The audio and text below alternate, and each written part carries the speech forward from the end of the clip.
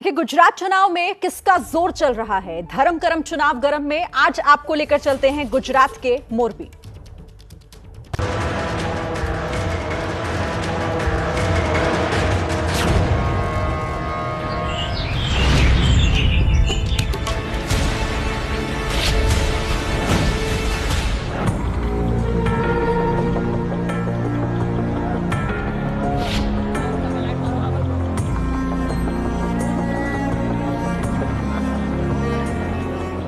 ABP news की reporter Manogya Loiwal और cameraman सूरज पांडे आपको बिल्कुल अलग अंदाज में गुजरात का चुनावी मूड दिखा रहे हैं।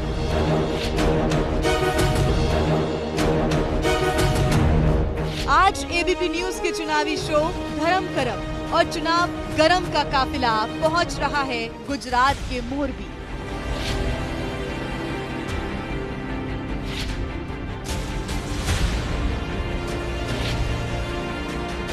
मोरबी में पिछले महीने जब ये झूला पुल टूटा, कई परिवारों का अपनों से हमेशा के लिए नाता टूटा।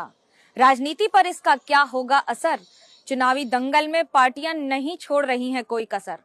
यहाँ की घड़ियां और सिरेमिक सबसे ज्यादा है विख्यात। बताएंगे आपको कि जनता के मन में क्या है चुनावी बिसात।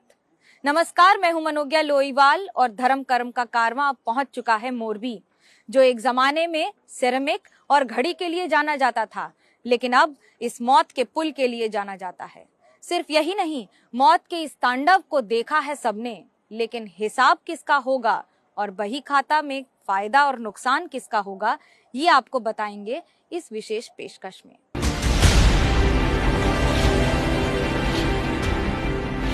मच्छू नदी के किनारे बसा मोरबी गुजरात के खूबसूरत शहर के तौर पर जाना जाता रहा है, लेकिन अब मोरबी की पहचान पुल हादसे वाले शहर के तौर पर होने लगी है। वो हादसा जिसने सैकड़ों लोगों को मौत के मुंह में धकेल दिया।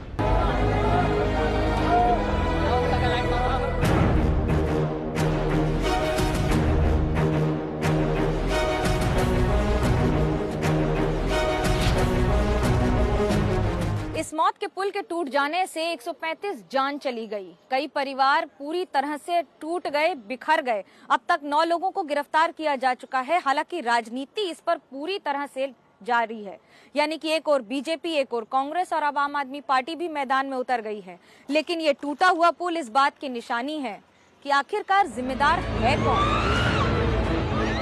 मोरबी में पुल गिरने से जो हादसा हुआ, उसने कई परिवारों को जिंदगी भर का जख्म दे दिया। टीवी स्क्रीन पर दिख रहा ये परिवार महबूब साहब का है। पुल हादसे में इनके परिवार के 6 लोगों ने अपनी जान गंवा दी। हंसता खेलता परिवार तिनके की तरह बिखर गया। क्या स्थिति हुई थी, कैसे पता लगा था?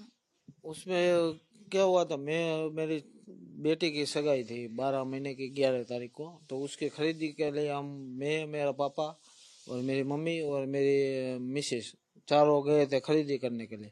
खरीदी करके वापस घर पे आए तो उसमें मेरा बहनों का फोन आया कि ऐसे ऐसे पुल टूटा है। तो हम सीधा भागे, मैं, मेरा पापा और मेरा भाई, दोनों रिक्शा लेके। वो वहाँ गया तो बीच में मेरा लड़के का भी फोन आया कि पापा पुल गिर गया है, हम सब पानी में है। वो लड़के ने कितने 8 आदमी को तो उसने बचाया, बराबर। पर फिर वो परेशान हो गया तो फिर उसने मेरे को फोन किया कि पापा तुम जल्दी आओ। हम वहाँ पे गए तो बहुत देर हो गई थी। फिर सब तो 35 आदमी गए तो उसमें 6 को तो डेथ ही हो गई। उसमें एक मेरी बहन थी बड़ी, वो 40 साल की थी, रुखसाना नाम था उसका। फिर छोटी बहन का नाम रोशन था, वो 30 साल की थी। फिर मेरी लड़की 19 साल की, उसका नफीसा नाम है। फिर एक सानिया थी, वो 17 साल की, वो मेरी भांजी। फिर एक माहिया, वो 6 साल की थी। वो दानिश लड़का, वो 3 साल का था। वो 6 डेट हो गई, 35 में 6 डेट हो गई, बाकी सही सलामत है। चुनाव में इस बार कितना बड़ा मुद्दा है ये आपके लिए और क्या सोचकर वोट करेंगे इस पर? वोट का तो गिनती नहीं है, करने ही नहीं जाना, ऐसा विचार है हमारा। पर क्या है, करना तो पड़ेगा ही, अपना हक है इसलिए। पर ये क्या सब सरकार को देखना चाहिए, वो खास करके नगर पालिका वाले को, क्या वो सब है उसको चेक करना पड़े पुल ने, वो कुछ किया ही नहीं है। एबीपी न्यूज की टीम जब इनका हाल जानने पहुंची तो परिजन कैमरे पर ही फफक पड़े। 12 दिसंबर से 11 तारीख को सगाई थी, सब खरीदी कर डाली थी, तो फिर सब घूमने गए, मैं ननद सब, तो बस ये ऐसी खबर आई तो मेरी बेटी आई ही नहीं, मेरी ननद, मेरी भाणी, मेरी बेटी सब, तो मैंने सासू को मैं चलो, चलो चलो, तो मैं रिक्शा में गए। बेटी की स्थिति के लिए किसको जिम्मेदार ठहरा? सरकार को, सरकार ने जाव थी जवाबदारी सरकार ની છે ને। ઝૂલતો પુલ થાવો જ ન જાય, ઝૂલતા પુલ થાય તો બીજી વાર આ બધાની બેન બેટી બધી ગઈ। मोरबी में कई परिवारों ने अपनों को खो दिया, लेकिन सरकार उनके आंसू पोंछने भी नहीं आई। हादसा कोई भी हो, लेकिन जिन लोगों के परिजन चले जाते हैं, दर्द और आंसू उनका साथ नहीं छोड़ता।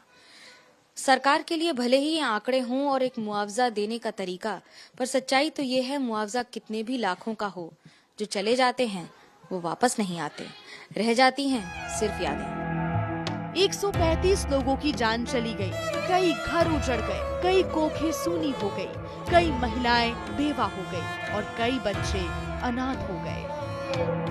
मोरबी के लोग लंबे वक्त तक इस हादसे को नहीं भूलेंगे और इस बात का असर चुनाव नतीजों पर दिखने की संभावना है।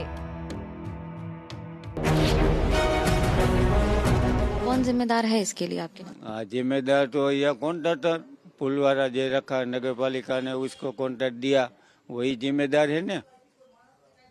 उसके कोई कहीं ध्यान नहीं दिया, कोई सिक्योरिटी गार्ड नहीं, आदमी को से दोनों साइड का टिकट काटने चालू हो गया था। उधर से आदमी आ रहे थे, उधर से जा रहे थे।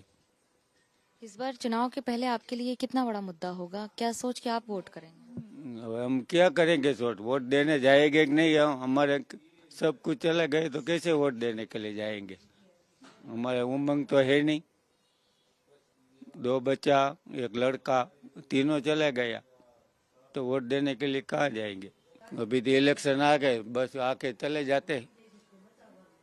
એટલે मेरा घर नहीं, सबके परिवार का तुम देखो कितना कितना आदमी, कितना हादसा हुआ है।